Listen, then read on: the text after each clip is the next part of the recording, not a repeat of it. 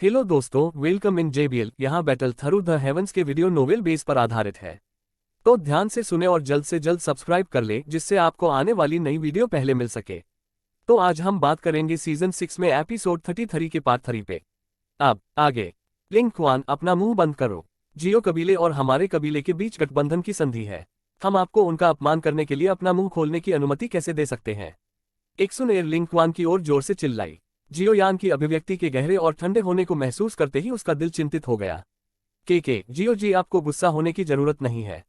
लिंग क्वान मुस्कुराया। उसने अपने शब्दों को केवल अचानक कहने के लिए बदल दिया। हालांकि कबीले के प्रमुख ने मुझे अपनी यात्रा से पहले निर्देश दिया था कि अगर मैं यंग मास्टर जियो यान से मिलूं तो मुझे जियो कबीले से जेट की चाबी के स्थान के बारे में पूछताछ करनी चाहिए। जब वह इस बिंदु तक बोला तो लिंग क्वान मुस्कुराया और अपनी निगाहें जियो यान की ओर घुमाई। क्या मैं पूछ सकता हूं कि क्या यंग मास्टर जियो यान मुझे बता सकते हैं? यह सुनकर एक्सुनेर का दिल कांप उठा। उसे डर था कि जियो यान कुछ निशान प्रकट करेगा।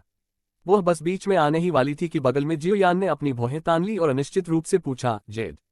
जियो यान की संदिग्ध अभिव्यक्ति को देखते हुए लिंग क्वान की भौहें तन गईं। वह चुपचाप अपने दिल में बोला, मुझे मत बताओ कि वह नहीं जानता।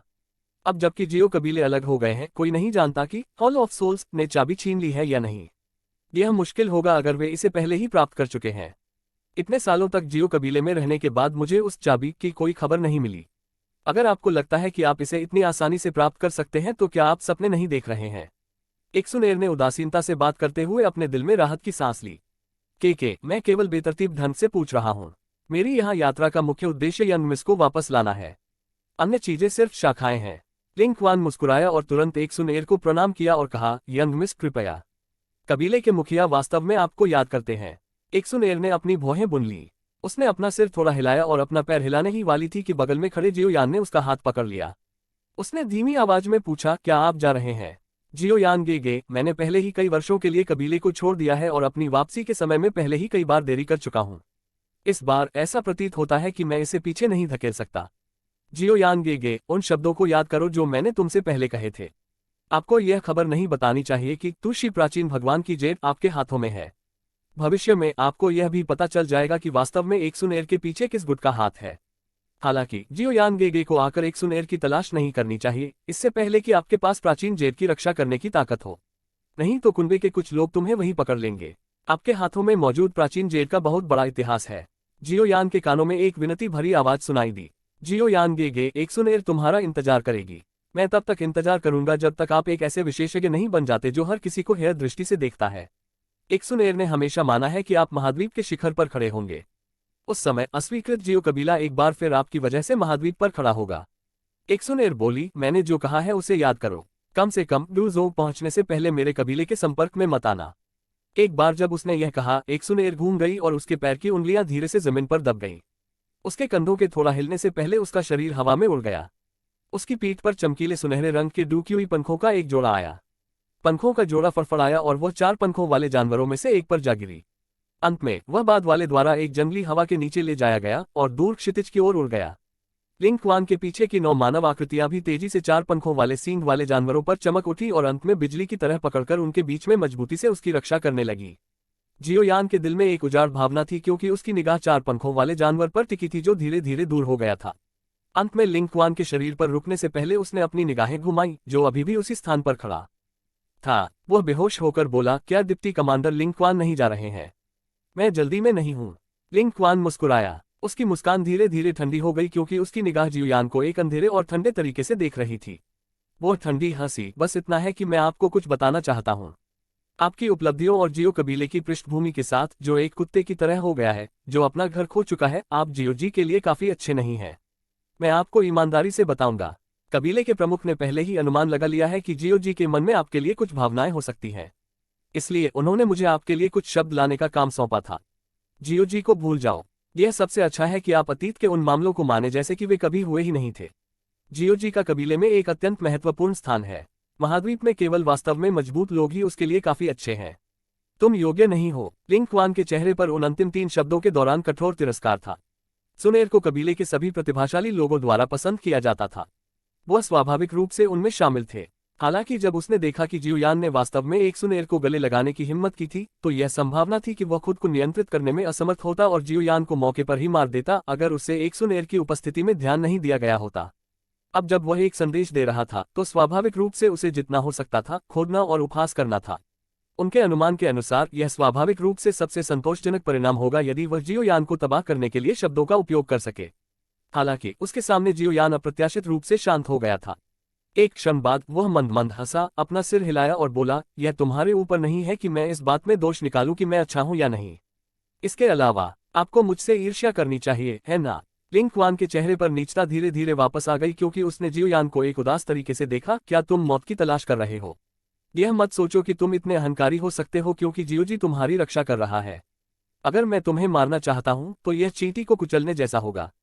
जियोयान ने उदासीनता से लिंग क्वान का अध्ययन किया, जिसके चेहरे पर हत्या का इरादा छिपा था। जिस तरह से जरा सा भी डर नहीं था, उसने लिंग क्वान के दिल में हत्या के इरादे को बार बार झकझोर कर रख दिया। वो इस चींटी जैसे साथी से इस तरह की उदासीनता से नफरत करता था। जैसे ही लिंग क्वान की हत्या का इरादा धीरे धीरे फैल गया, घास के मैदान में अचानक एक पुरानी आवाज सुनाई दी, डिप्टी कमांडर, आप सभी को आंतरिक अकादमी में प्रवेश करने देना पहले से ही सहिष्णुता का एक महान कार्य है। अब आप वास्तव में हमारी अकादमी के एक छात्र के खिलाफ कार्रवाई करने की सोच रहे हैं। बीच हवा में अजीब तरह से एक काली आकृति दिखाई दी जैसे ही पुरानी आवाज सुनाई दी। यह आश्चर्यजनक रूप से पहली बड़ी सुकियान थी।